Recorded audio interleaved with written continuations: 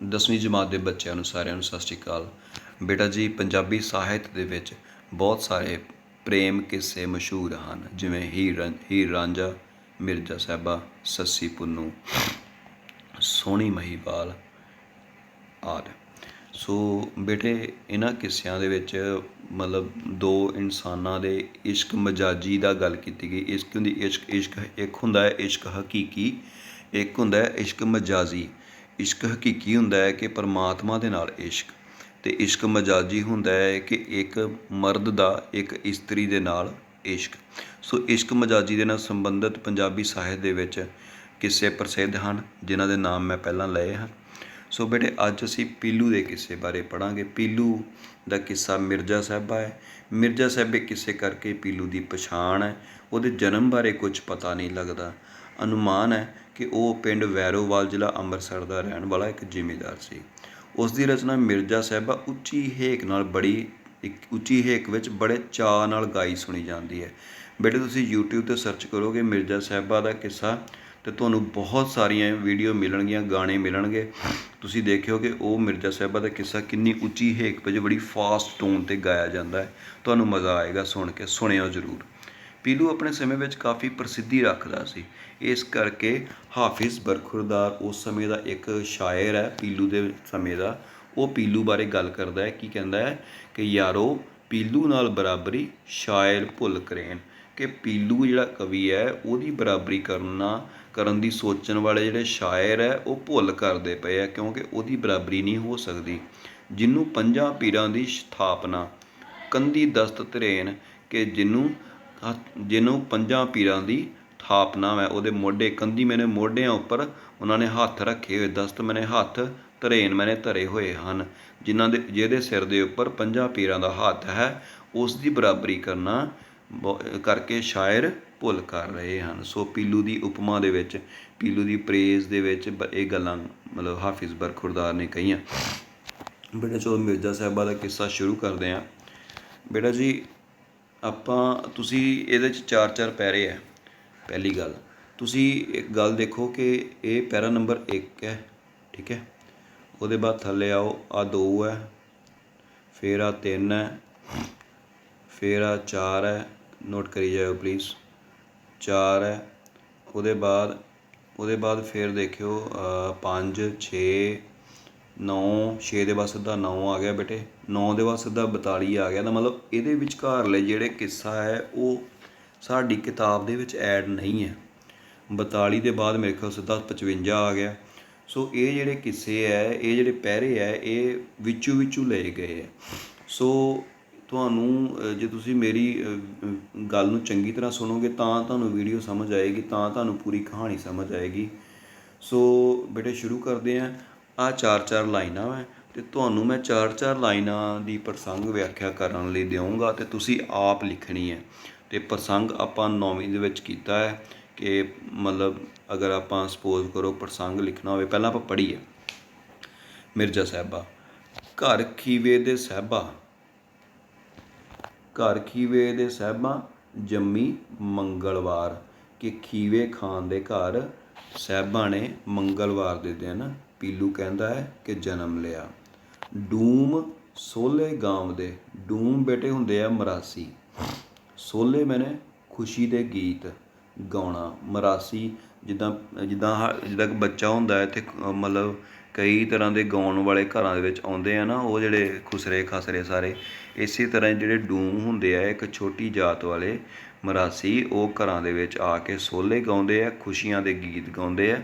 ਖਾਨ ਖੀਵੇ ਦੇ ਬਾਹਰ, ਖੀਵੇ ਖਾਨ ਦੇ ਦਰਵਾਜ਼ੇ ਦੇ ਉੱਪਰ ਆ ਕੇ ਡੂਮ ਮਰਾਸੀਆਂ ਨੇ ਬੜੇ ਖੁਸ਼ੀਆਂ ਦੇ ਗੀਤ ਗਾਉਣੇ ਸ਼ੁਰੂ ਕੀਤੇ, ਕਿਉਂਕਿ ਜਿਹੜੀ ਸਾਹਿਬਾ ਸੀਗੀ ਉਹ ਬਹੁਤ ਸਾਰੇ ਮੁੰਡਿਆਂ ਦੇ ਬਾਅਦ ਹੋਈ ਸੀ। ਮੇਰੇ ਖਿਆਲ 5 ਭਰਾ ਸੀਗੇ ਸਾਹਿਬਾ ਦੇ, ਅਤੇ ਉਹਨਾਂ ਦੇ ਬਾਅਦ ਹੋਈ ਸੀ, ਇਸ ਕਰਕੇ ਸਾਹਿਬਾਂ ਦੇ ਪਰਿਵਾਰ ਨੇ ਬਹੁਤ ਖੁਸ਼ੀ ਮਨਾਈ ਸੀ।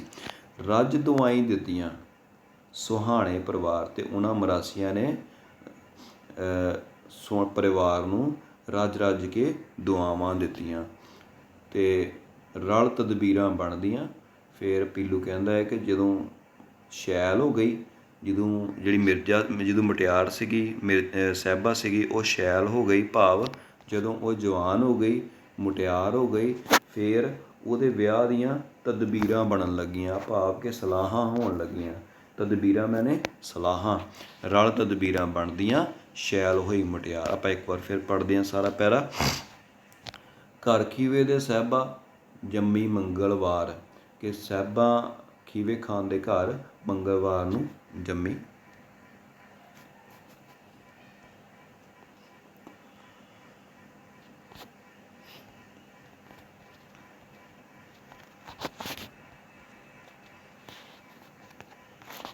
एक मिनट बेटा जी।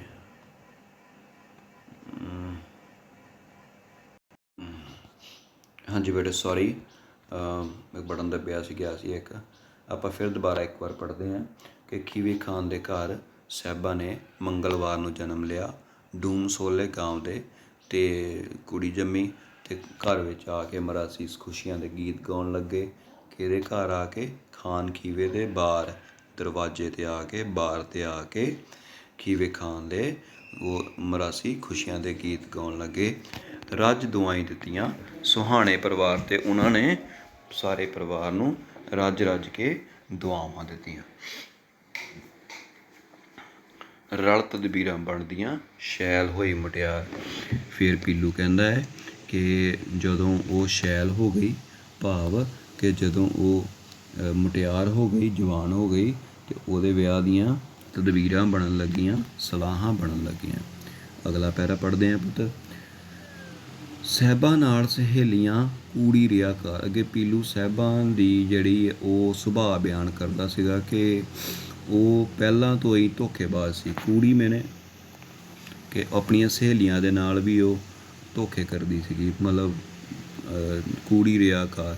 ਸਾਹਿਬਾਂ ਆਪਣੀਆਂ ਸਹੇਲੀਆਂ ਦੇ ਨਾਲ ਵੀ ਪਹਿਲਾਂ ਵੀ ਧੋਖੇ ਕਰਦੀ ਸੀਗੀ। ਸੋ ਘਰ ਬਿੰਜਲ ਦੇ ਸਾਹਿਬਾਂ ਜੰਮਿਆ, ਘਰ ਬਿੰਜਲ ਦੇ ਮਿਰਜ਼ਾ ਜੰਮਿਆ ਕਰੜੇ ਬਾਰ। ਤੇ ਕਰੜੇ ਬਾਰ ਪਿੰਡ ਦੇ ਵਿੱਚ ਬਿੰਜਲ ਦੇ ਘਰ ਮਿਰਜ਼ੇ ਨੇ ਜਨਮ ਲਿਆ। ਹੁਣ ਪਹਿਲੇ ਪੈਰੇ ਦੇ ਵਿੱਚ ਸਾਹਿਬਾਂ ਦੇ ਜਨਮ ਦੀ ਗੱਲ ਸੀਗੀ, ਹੁਣ ਮਿਰਜ਼ੇ ਦੇ ਜਨਮ ਦੀ ਗੱਲ ਹੈ। ਜਨਮ ਦਿੱਤੋ ਮਾਈ ਬਾਪ ਨੇ ਤੇ ਰੂਪ ਦਿੱਤਾ ਕਰਤਾਰ। ਮਿਰਜ਼ੇ ਨੂੰ ਜਨਮ ਤਾਂ ਮਾਂ ਬਾਪ ਨੇ ਦਿੱਤਾ ਸੀਗਾ, ਪਰ ਕਰਤਾਰ ਨੇ, ਰੱਬ ਨੇ ਉਹਨੂੰ ਸੁਹੱਪਣ ਦਿੱਤਾ, ਰੂਪ ਦਿੱਤਾ। ਐਸਾ ਮਿਰਜ਼ਾ ਸੂਰਮਾ ਖਰਲਾਂ ਦਾ ਸਰਦਾਰ। ਤੇ ਜਦੋਂ ਉਹ ਜਵਾਨ ਹੋਇਆ ਤੇ ਬਹੁਤ ਹੀ ਸੂਰਮਾ ਬਹਾਦਰ ਨਿਕਲਿਆ, ਤੇ ਖਰਲ ਬਰਾਦਰੀ ਦਾ ਸੀਗਾ, ਤੇ ਉਹ ਉਹਦਾ ਸਰਦਾਰ ਸੀਗਾ। ਮਿਰਜ਼ਾ ਜਦੋਂ ਜਵਾਨ ਹੋਇਆ ਤੇ ਖਰਲ ਬਰਾਦਰੀ ਦਾ ਸਰਦਾਰ ਬਣਿਆ। ਅਗਲੇ ਪੈਰੇ ਦੇ ਵਿੱਚ ਇਹ ਦੱਸਿਆ ਗਿਆ ਹੈ ਕਿ ਉਹਨਾਂ ਦਾ ਇਸ਼ਕ ਹੋਇਆ ਤੇ ਕਿਵੇਂ ਹੋਇਆ। ਉਹ ਕਹਿੰਦੇ, ਤੁਸੀਂ ਵੀਡੀਓ ਦੇਖੀ ਹੋਏਗੀ ਕਿ ਕਹਿੰਦੇ ਕਿ ਮਿਰਜ਼ਾ ਆਪਣੇ ਮਾਮਿਆਂ ਦੇ ਘਰ, ਆਪਣੇ ਨਾਨਕਿਆਂ 'ਤੇ ਗਿਆ ਸੀਗਾ, ਅਤੇ ਉਹਦੇ ਮਾਮੇ ਦੀ ਕੁੜੀ ਸੀਗੀ ਸਾਹਿਬਾਂ, ਅਤੇ ਉਹ ਉੱਥੇ ਰਹਿਣ ਲੱਗ ਪਿਆ, ਅਤੇ ਉੱਥੇ ਉਹਨੂੰ ਪੜ੍ਹਨੇ ਪਾ ਦਿੱਤਾ ਗਿਆ। ਫਿਰ ਮੁਸਲਮਾਨ ਜਿਹੜੇ ਆ, ਇਸਲਾਮ ਧਰਮ ਹੈ, ਉਹਨਾਂ ਦੇ ਵਿੱਚ ਜਿਹੜੀ ਮੁੱਢਲੀ ਸਿੱਖਿਆ ਹੈ ਉਹ ਮਸੀਤਾਂ ਦੇ ਵਿੱਚ ਦਿੱਤੀ ਜਾਂਦੀ ਹੈ, ਮਸਜਿਦਾਂ ਦੇ ਵਿੱਚ ਦਿੱਤੀ ਜਾਂਦੀ ਸੀ, ਜਿਵੇਂ ਮਦਰਸਾ ਇਹਨਾਂ, ਠੀਕ ਹੈ। ਸੋ ਜਦੋਂ ਸਾਹਿਬਾਂ ਉਹ ਦੋਨੇ ਜਾਣੇ ਪਿੰਡ ਦੀ ਮਸੀਤ ਦੇ ਵਿੱਚ ਪੜ੍ਹਨ ਜਾਂਦੇ ਸੀਗੇ, ਅਤੇ ਕਹਿੰਦੇ ਕਿ ਸਾਹਿਬਾਂ ਪੜ੍ਹੇ ਪੱਟੀਆਂ, ਮਿਰਜ਼ਾ ਪੜ੍ਹੇ ਕੁਰਾਨ। ਜਦੋਂ ਸਾਹਿਬਾਂ ਅਜੇ ਕੁਰਾਨ ਸ਼ਰੀਫ ਬੇਟੇ ਮੁਸਲਮਾਨਾਂ ਦੇ ਧਾਰਮਿਕ ਗ੍ਰੰਥ ਦਾ ਨਾਮ ਹੈ ਕੁਰਾਨ ਸ਼ਰੀਫ। ਜਿੱਦਾਂ ਆਪਣੇ ਧਾਰਮਿਕ ਗ੍ਰੰਥ ਦਾ ਨਾਮ ਗੁਰੂ ਗ੍ਰੰਥ ਸਾਹਿਬ ਜੀ ਹੈ ਨਾ, ਅਤੇ ਇੱਦਾਂ ਹੀ ਇਸਲਾਮ ਧਰਮ ਦਾ ਜਿਹੜੀ ਪੁਸਤਕ ਹੈ, ਜਿਹੜੀ ਪਾਕ, ਉਹ ਕੁਰਾਨ ਸ਼ਰੀਫ ਨੂੰ ਮੰਨਦੇ ਆ।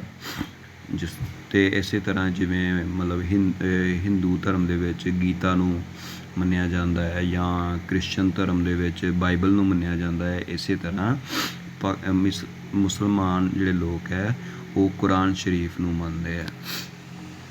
ਕਹਿੰਦੇ ਕਿ ਜਦੋਂ ਮਿਰਜ਼ਾ ਵੱਡਾ ਸੀਗਾ ਅਤੇ ਸਾਹਿਬਾਂ ਛੋਟੀ ਸੀ, ਜਦੋਂ ਉਹਨੇ ਅਜੇ ਪੱਟੀਆਂ ਪੜ੍ਹਨੀਆਂ ਸ਼ੁਰੂ ਕੀਤੀਆਂ ਸੀਗੀਆਂ, ਸਪੋਜ਼ ਮੰਨ ਲਓ ਵੀ ਅਜੇ ਉਹਨੇ ਜੋੜ ਲਾਉਣੇ ਸ਼ੁਰੂ ਕੀਤੇ ਸੀ ਅੱਖਰਾਂ ਦੇ, ਅਤੇ ਉਦੋਂ ਮਿਰਜ਼ਾ ਕੁਰਾਨ ਪੜ੍ਹਨ ਲੱਗ ਪਿਆ ਸੀਗਾ।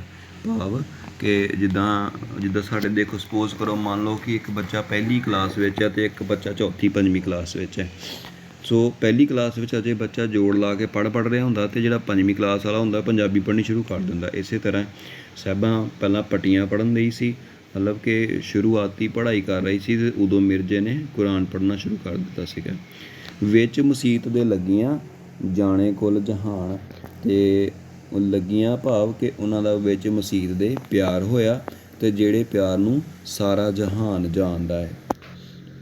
ਸੋ ਹੁਣ ਜਦੋਂ ਕਹਿੰਦੇ ਕਿ ਜਦੋਂ ਉਹ ਦੋਨੇ ਜਣੇ ਮਤਲਬ ਜਾਂਦੇ ਸੀਗੇ ਪੜ੍ਹਨ ਵਾਸਤੇ, ਅਤੇ ਸਾਹਿਬਾਂ ਦਾ ਮਨ ਨਹੀਂ ਸੀ ਲੱਗਦਾ ਪੜ੍ਹਾਈ ਵਿੱਚ, ਉਹਦਾ ਇਸ਼ਕ ਦੇ ਵੱਲ ਧਿਆਨ ਸੀਗਾ, ਕੰਮ ਨਹੀਂ ਸੀ ਕਰਕੇ, ਪੜ੍ਹ ਕੇ ਨਹੀਂ ਸੀ ਆਉਂਦੀ। ਜਿਹੜਾ ਕਾਜ਼ੀ ਸੀਗਾ, ਜਿਹੜਾ ਉਹਦਾ ਟੀਚਰ ਸੀਗਾ, ਉਹ ਮਾਰਦਾ ਸੀ ਉਹਨੂੰ। ਅਤੇ ਅੱਗਿਓਂ ਫਿਰ ਉਹ ਸਾਹਿਬਾਂ ਉਹਨੂੰ ਆਪਣੇ ਟੀਚਰ ਨੂੰ ਕਹਿੰਦੀ, ਨਾ ਮਾਰ ਕਾਜ਼ੀ ਛਮਕਾਂ, ਛਮਕਾਂ ਮੈਨੇ ਡੰਡੇ, ਪਤਲਾ ਡੰਡੇ ਨੂੰ ਛਮਕ ਕਹਿੰਦੇ ਆ, ਤੁਹਾਨੂੰ ਪਤਾ ਹੋਏਗਾ। ਨਾ ਮਾਰ ਕਾਜ਼ੀ ਛਮਕਾਂ, ਨਾ ਦੇ ਤੱਤੀ ਨੂੰ ਤਾਏ, ਮੇਰੀ ਜਿਹੜੀ ਦੇਹ ਹੈ ਨਾ, ਮੇਰਾ ਸਰੀਰ, ਉਹ ਪਹਿਲਾਂ ਹੀ ਮੈਂ ਤੱਤੀ ਹਾਂ, ਅਤੇ ਮੈਨੂੰ ਹੋਰ ਨਾ ਤੜਫਾ। ਪੜ੍ਹਨਾ ਸਾਡਾ ਰਹਿ ਗਿਆ, ਕਿ ਮੇਰਾ ਹੋਣ 'ਤੇ ਮਤਲਬ ਪੜ੍ਹਨਾ ਮੇਰਾ ਪਿੱਛੇ ਰਹਿ ਗਿਆ। ਲੈ ਆਏ ਇਸ਼ਕ ਲਿਖਾਇਆ ਸੀ, ਅਤੇ ਹੁਣ ਇਸ਼ਕ ਲਿਖਾ ਕੇ ਲੈ ਆਏ, ਅਤੇ ਮੈਨੂੰ ਮਿਰਜ਼ੇ ਨਾਲ ਇਸ਼ਕ ਹੋ ਗਿਆ, ਅਤੇ ਆਪਾਂ ਤਾਂ ਹੁਣ ਇਸ਼ਕ ਕਰਨਾ ਹੈ ਕਿ ਪੜ੍ਹਾਈ ਵਾਲੇ ਕੰਮ ਦੇ ਵਿੱਚ, ਮਤਲਬ ਪੜ੍ਹਾਈ ਵਾਲਾ ਪੜ੍ਹਨਾ ਸਾਡਾ ਬਹੁਤ ਪਿੱਛੇ ਰਹਿ ਗਿਆ। ਅੱਛਾ ਬੇਟੇ, ਅਗਲਾ ਜਿਹੜਾ ਪੈਰਾ ਵਾ, ਇਸ ਪੈਰੇ ਦੇ ਵਿੱਚ ਸਾਹਿਬਾਂ ਦੀ ਖੂਬਸੂਰਤੀ ਦਾ ਬਿਆਨ ਕੀਤਾ ਗਿਆ ਵਾ। 5ਵਾਂ ਪੈਰਾ ਦੇਖੋ, ਬੜਾ ਖੂਬਸੂਰਤ ਪੈਰਾ ਹੈ।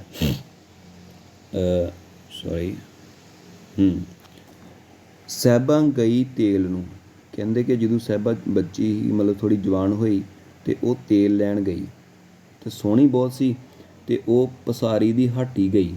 ਪਸਾਰੀ ਦੀ ਹੱਟ ਭਾਵੇਂ ਦਾ ਕਰਿਆਨੇ ਦੀ ਦੁਕਾਨ ਹੁੰਦੀ, ਤੇਲ ਲੈਣ ਗਈ। ਤੁਸੀਂ ਦੇਖਿਆ ਹੋਏਗਾ ਕਿ ਜਦੋਂ ਪੁਰਾਣੇ ਸਮੇਂ 'ਚ ਆਪਣੀ ਮੰਮੀ ਡੈਡੀ ਨੂੰ ਪੁੱਛਿਓ ਕਿ ਜਦੋਂ ਮੈਨੂੰ ਪਤਾ ਹੈ, ਜਦੋਂ ਮੈਂ ਵੀ ਤੇਲ ਲੈਣ ਜਾਂਦਾ ਸੀ ਨਾ ਦੁਕਾਨ 'ਤੇ, ਅਤੇ ਮੈਂ ਘਰੋਂ ਇੱਕ ਡੋਲੂ ਲੈ ਜਾਂਦਾ ਹੁੰਦਾ ਸੀ, ਅਤੇ ਉਹ ਜਿਹੜਾ ਦੁਕਾਨਦਾਰ ਹੈ, ਉਹ ਡੋਲੂ ਦੇ ਵਿੱਚ ਮੈਨੂੰ ਤੇਲ ਪਾ ਕੇ ਦੇ ਦਿੰਦਾ ਸੀਗਾ, ਅਤੇ ਆਪਾਂ ਘਰ ਲੈ ਕੇ ਆਈ ਦੇ ਸੀ। ਇਹ ਮੈਨੂੰ ਯਾਦ ਹੈ, ਤੁਹਾਡੇ ਮਾਤਾ ਪਿਤਾ ਨੇ ਵੀ ਇੱਦਾਂ ਕੀਤਾ ਹੋਏਗਾ। ਹੁਣ ਤਾਂ ਬੋਤਲਾਂ ਚੱਲ ਪਈਆਂ ਤੇਲ ਵਾਲੀਆਂ।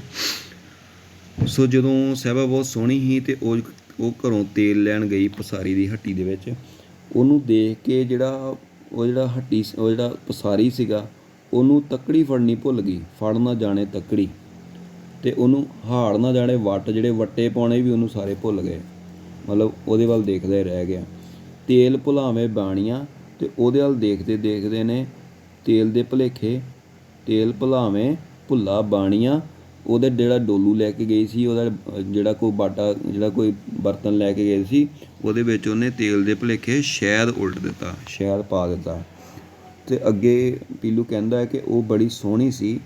ਉਹਨੂੰ ਦੇਖ ਕੇ ਜਿਹੜੇ ਬਾਣੀਏ ਲੋਕ ਸੀਗੇ, ਉਹਨਾਂ ਨੇ ਆਪਣੇ ਵਪਾਰ ਗਵਾ ਲਏ। ਉਹਨੂੰ ਦੇਖ ਕੇ ਬਾਣੀਆਂ ਨੇ ਆਪਣੇ ਵਣਜ ਗਵਾ ਲਏ, ਬਾਣੀਆਂ। ਅਤੇ ਜਦੋਂ ਉਹ ਜਾਂਦੀ ਸੀਗੀ, ਅਤੇ ਉਹਦੇ ਜੱਟ ਜਿਹੜੇ ਸੀਗੇ, ਕਿਉਂਕਿ ਜੱਟ ਖੇਤੀਬਾੜੀ ਕਰਦੇ ਸਨ, ਅਤੇ ਜੇ ਉਹਨੂੰ ਜਾਂਦੀ ਨੂੰ ਦੇਖ ਕੇ ਜੱਟ ਮਤਲਬ ਉਹਨੂੰ ਦੇਖਣ ਲੱਗ ਪੈਂਦੇ ਸਨ, ਅਤੇ ਉਹਨਾਂ ਦੇ ਬਲਦ ਦੌੜ ਜਾਂਦੇ ਸਨ। ਅਤੇ ਇਸੇ ਤਰ੍ਹਾਂ ਇੰਨੀ ਸੋਹਣੀ ਸੀਗੀ, ਉਹਦੇ ਵੱਲ ਦੇਖ ਕੇ ਜੱਟਾਂ ਨੇ ਆਪਣੇ ਬਲਦ ਗਵਾ ਲਏ। 3 ਸੈ ਨਾਂਗਾ ਪਿੜ ਰਹਿਆ, ਹੋ ਗਏ ਚੌੜ ਚਪੱਟ। ਬੇਟਾ ਜੀ, ਹਿੰਦੂ ਧਰਮ ਦੇ ਵਿੱਚ ਨਾਂਗੇ ਸਾਧੂ ਹੁੰਦੇ ਹੈ, ਠੀਕ ਹੈ। ਹਿੰਦੂ ਧਰਮ 'ਚ ਨਾਂਗੇ ਸਾਧੂ ਹੁੰਦੇ ਹੈ। ਤੁਸੀਂ ਅਗਰ ਜੇ ਤੁਹਾਨੂੰ ਕਦੀ ਮੌਕਾ ਮਿਲਿਆ, ਮੈਂ ਗਿਆ ਵਾਂ, ਪ੍ਰਯਾਗਰਾਜ ਇਲਾਹਾਬਾਦ ਦਾ ਨਵਾਂ ਨਾਮ ਹੈ। ਸੋ ਪ੍ਰਯਾਗਰਾਜ ਦੇ ਵਿੱਚ ਕੁੰਭ ਦਾ ਮੇਲਾ ਲੱਗਦਾ ਹੈ 12 ਸਾਲ ਬਾਅਦ। ਜਿਹੜਾ 2001 'ਚ ਲੱਗਾ ਸੀ, ਉਹ ਮੈਂ ਦੇਖਿਆ ਸੀ। ਉੱਥੇ ਬਹੁਤ ਸਾਰੇ ਸਾਧੂ ਆਉਂਦੇ ਆ, ਪੂਰੇ ਇੰਡੀਆ ਦੇ ਪੂਰੇ ਇੰਡੀਆ ਦੇ ਵਿੱਚੋਂ। ਉੱਥੇ ਇੱਕ ਜਗ੍ਹਾ ਹੈ, ਉੱਥੇ 3 ਨਦੀਆਂ ਆਪਸ ਵਿੱਚ ਮਿਲਦੀਆਂ, ਗੰਗਾ, ਜਮਨਾ ਅਤੇ ਸਰਸਵਤੀ। ਉਹਨੂੰ ਬੜੀ ਪਵਿੱਤਰ ਮੰਨਿਆ ਜਾਂਦਾ ਉਸ ਜਗ੍ਹਾ ਨੂੰ। ਅਤੇ 12 ਸਾਲ ਬਾਅਦ ਉੱਥੇ ਮੇਲਾ ਲੱਗਦਾ ਹੈ, ਅਤੇ ਉੱਥੇ ਬਹੁਤ ਸਾਰੇ ਨਾਗੇ ਸਾਧੂ ਆਏ ਹੋਏ ਸੀ। ਨਾਗੇ ਸਾਧੂ ਭਾਵ ਕਿ ਉਹਨਾਂ ਨੇ ਕੁਛ ਵੀ ਆਪਣੇ ਸਰੀਰ ਦੇ ਉੱਪਰ ਨਹੀਂ ਪਾਇਆ ਹੋਇਆ ਸੀ। ਅਲਫ ਨੰਗੇ ਸਾਧੂ ਕਹਿੰਦੇ ਆ ਕਿ ਉਹਨਾਂ ਨੂੰ ਮਤਲਬ ਕਿ ਕੱਪੜਿਆਂ ਨਾਲ ਦੀਨ ਦੁਨੀਆ ਨਾਲ ਕੋਈ ਮਤਲਬ ਨਹੀਂ ਹੁੰਦਾ, ਇਸ ਕਰਕੇ ਉਹ ਨੰਗੇ ਜਾਂ ਕੱਪੜੇ ਪਾਏ, ਉਹਨਾਂ ਦੇ ਲਈ ਕੋਈ ਮਤਲਬ ਨਹੀਂ ਰਹਿ ਜਾਂਦਾ। ਸੋ ਜਿਹੜੇ ਸਾਧੂ ਦੀ ਬੜੀ ਅਵਸਥਾ ਉੱਚੀ ਹੈ, ਉਹਨੂੰ ਨਾਂਗੇ ਸਾਧੂ ਮਤਲਬ ਕਿਹਾ ਜਾਂਦਾ ਕਿ ਇਹਨਾਂ ਦੀ ਅਵਸਥਾ ਬੜੀ ਇਹ ਪਰਮਾਤਮਾ ਦੇ ਨਾਲ ਜੁੜੇ ਹੋਏ ਲੋਕ ਹੈ, ਇਹਨਾਂ ਦੁਨੀਆ ਨਾਲ ਕੋਈ ਮਤਲਬ ਨਹੀਂ। ਇਸ ਕਰਕੇ ਉਹ ਨਾਗੇ ਸਾਧੂ ਬਹੁਤ ਸਾਰੇ ਉੱਥੇ ਘੁੰਮ ਰਹੇ ਸੀ ਅਤੇ ਬਹੁਤ ਸਾਰੇ ਲੋਕ ਉਹਨਾਂ ਨੂੰ ਮੱਥਾ ਟੇਕ ਰਹੇ ਸੀ। ਸੋ 300 ਉਹਦੀ ਖੂਬਸੂਰਤੀ ਨੂੰ ਦੇਖ ਕੇ 300 ਨਾਗਾ ਪਿੜ ਰਿਹਾ ਹੋ ਗਏ ਚੌੜ ਚਪੱਟ, ਅਤੇ ਉਹਨਾਂ ਦੀ ਜਿਹੜੀ ਭਗਤੀ ਸੀਗੀ ਉਹ ਚੌੜ ਚਪੱਟ ਹੋ ਗਈ, ਭਾਵ ਕਿ ਉਹਨਾਂ ਦੀ ਭਗਤੀ ਖਰਾਬ ਹੋ ਗਈ, ਉਹਨਾਂ ਦੀ ਭਗਤੀ ਦੇ ਵਿੱਚ ਵਿਘਨ ਪੈ ਗਿਆ। ਉਹਨੂੰ ਦੇਖ ਕੇ ਉਹਨਾਂ ਨੂੰ ਪਰਮਾਤਮਾ ਦਾ ਚੇਤਾ ਭੁੱਲ ਗਿਆ ਅਤੇ ਉਹਨਾਂ ਦੀ ਭਗਤੀ ਚੌੜ ਚਪੱਟ ਹੋ ਗਈ, ਭਾਵ ਖਤਮ ਹੋ ਗਈ। ਮਿਰਜ਼ਾ ਸਾਹਿਬਾਂ ਦੀ ਦੋਸਤੀ ਰਹੂ ਵਿੱਚ ਜਗਤ। ਪੀਲੂ ਕਹਿੰਦਾ ਹੈ ਕਿ ਮਿਰਜ਼ਾ ਅਤੇ ਸਾਹਿਬਾਂ ਦੀ ਜਿਹੜੀ ਦੋਸਤੀ ਹੈ ਉਹ ਜਗਤ ਦੇ ਵਿੱਚ ਹਮੇਸ਼ਾ ਹੀ ਰਹੇਗੀ। ਬੇਟਾ ਜੀ 5 ਪੈਰੇ ਹੈ ਅਤੇ ਅੱਗੇ ਮੈਂ ਤੁਹਾਨੂੰ ਕੱਲ੍ਹ ਨੂੰ ਪੜ੍ਹਾਊਂਗਾ।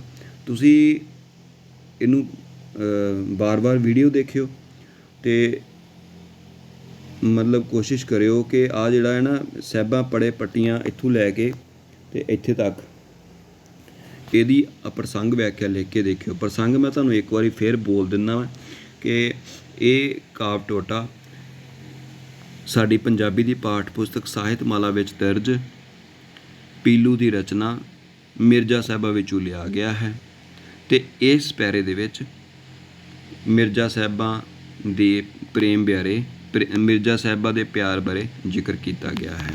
ਸੋ ਅੱਗੇ ਤੁਸੀਂ ਵਿਆਖਿਆ ਕਰਨੀ ਸ਼ੁਰੂ ਕਰ ਦੇਣੀ ਲਾਈਨ ਵਾਈਜ਼। ਸਾਹਿਬਾਂ ਪੜੇ ਪੱਟੀਆਂ, ਮਿਰਜ਼ਾ ਪੜੇ ਕੁਰਾਨ, ਕਿ ਮਸੀਤ ਦੇ ਵਿੱਚ ਜਦੋਂ ਦੋਨੇ ਪੜ੍ਹਨ ਜਾਂਦੇ ਸੀਗੇ ਅਤੇ ਸਾਹਿਬਾਂ ਪੱਟੀਆਂ ਪੜ੍ਹਨਾ ਜਦੋਂ ਅਜੇ ਪੱਟੀਆਂ ਹੀ ਪੜ੍ਹ ਰਹੀ ਸੀ ਅਤੇ ਮਿਰਜ਼ੇ ਨੇ ਕੁਰਾਨ ਸ਼ਰੀਫ ਪੜ੍ਹਨਾ ਸ਼ੁਰੂ ਕਰ ਦਿੱਤਾ ਸੀ।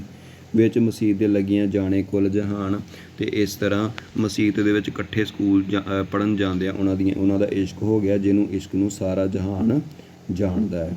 ਅੱਗਿਓਂ ਫਿਰ ਜਦੋਂ ਉਹ ਪੜ੍ਹਨ ਵਾਲਾ ਦਾ ਧਿਆਨ ਨਹੀਂ ਸੀ ਅਤੇ ਕਾਜ਼ੀ ਉਹਨੂੰ ਮਾਰਦਾ ਸੀਗਾ, ਫਿਰ ਉਹ ਕਾਜ਼ੀ ਨੂੰ ਕਹਿੰਦੀ ਕਿ ਮੇਰੇ ਸ਼ਮਕਾ ਨਾ ਮਾਰ, ਡੰਡੇ ਨਾ ਮਾਰ, ਮੈਂ ਤਾਂ ਅੱਗੇ ਤੱਤੀ ਹੋਈ ਹਾਂ, ਅੱਗੇ ਮੈਂ ਸੜ ਰਹੀ ਹਾਂ ਇਸ਼ਕ ਦੇ ਵਿੱਚ, ਹੁਣ ਤਾਂ ਮੇਰਾ ਪੜ੍ਹਨਾ ਪਿੱਛੇ ਰਹਿ ਗਿਆ। ਆਪਾਂ ਤਾਂ ਸਾਰੇ ਇਸ਼ਕ ਲਿਖਾ ਕੇ ਲੈ ਕੇ ਆਏ ਹਾਂ, ਆਪਾਂ ਤਾਂ ਹੁਣ ਇਸ਼ਕ ਕਰਨਾ ਹੈ, ਪੜ੍ਹਨਾ ਨਹੀਂ। ਸੋ ਇਸ ਪੈਰੇ ਦੀ ਪ੍ਰਸੰਗ ਵਿਆਖਿਆ ਕਰਿਓ, ਮੈਨੂੰ ਗਰੁੱਪ 'ਚ ਪਾਇਓ ਅਤੇ ਆਪਾਂ ਅੱਗੇ ਪੜ੍ਹਾਂਗੇ। ਠੀਕ ਹੈ, ਨਹੀਂ ਸਮਝ ਆਉਂਦੀ ਗਰੁੱਪ 'ਚ ਪੁੱਛ ਸਕਦੇ ਹੋ। ਓਕੇ, ਸਤਿ ਸ਼੍ਰੀ ਅਕਾਲ।